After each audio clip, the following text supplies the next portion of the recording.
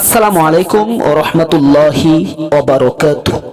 সম্মানিত দর্শক, জিহাদ জিহাদ জিহাদ, এই জিহাদের কথাটা শুনলেই পৃথিবীতে এমন কিছু মানুষ রয়েছে যারা জিহাদ সম্পর্কে মানুষের দিলের ভিতরে কুমন্ত্রণা সৃষ্টি করে দেয়, এবং কি অনেক রাষ্ট্রের শাসকও এমন থাকে জিহাদের কথা তারা সহ্যই করতে পারে না।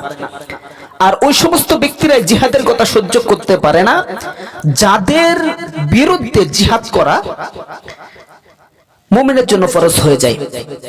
অর্থাৎ জিহাদটাকে আমরা বিশৃঙ্খল একটা নিয়ম হিসাবে মনে করি। নামাজ যেমন ফরজ, রোজা যেমন ফরজ, হজ যেমন ফরজ, যাকাত যেমন ফরজ, ঠিক তদ্রুপ জিহাদ করাও কোরআনের আইন, আল্লাহ তাআলার আদেশ, জিহাদ করাও ফরজ। তবে যখন জিহাদের প্রয়োজন হয় তখন জিহাদ করা, আর জিহাদের প্রয়োজন সব সময় হয় না। জিহাদের প্রয়োজন সব সময় হয় না, জিহাদের প্রয়োজন হঠাৎ হয়ে যায়, জিহাদের প্রয়োজন হঠাৎ হয়ে থাকে। সুতরাং জিহাদ করার তামান্না ভিতরে লালন করতে হবে। অর্থাৎ জিহাদের তামান্না যে ব্যক্তি ভিতরে লালন করবে, খাঁটি দিলে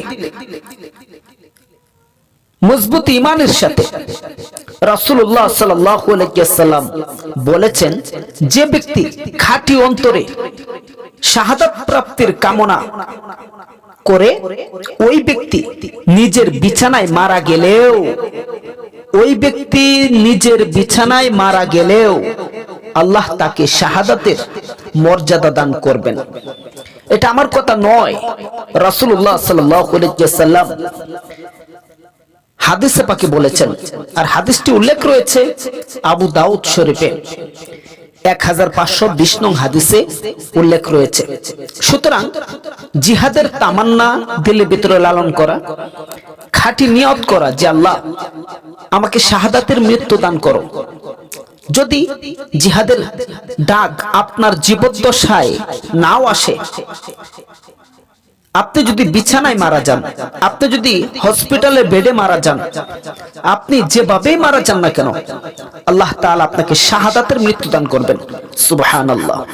শাহাদাত এমন একটা জিনিস, জিহাদের ময়দান এমন একটা ইবাদত, আল্লাহ পাক রব্বুল আলামিন বান্দার কোন আমল দেখে হাসে না, বান্দার ওই আমলটি দেখেই আল্লাহ তাআলা হাসে যারা জিহাদের ময়দানে শাহাদাত বরণ করার জন্য, ইসলামের শত্রুদেরকে কতল করার জন্য, ইসলামকে জিন্দা করার জন্য শাহাদাতের ময়দানে ঝাঁপিয়ে পড়ে নিজের জান এবং মাল সহকারে।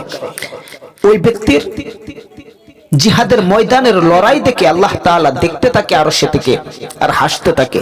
আল্লাহ তাআলা যার ইবাদত দেখে হাসে, ওই ইবাদতটা কত মূল্যবান।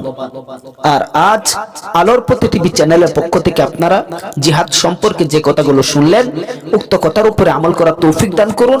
যতদিন পৃথিবীতে বাঁচবো জিহাদের তামান্না দিলে লালন করে বাঁচবো ইনশাআল্লাহ।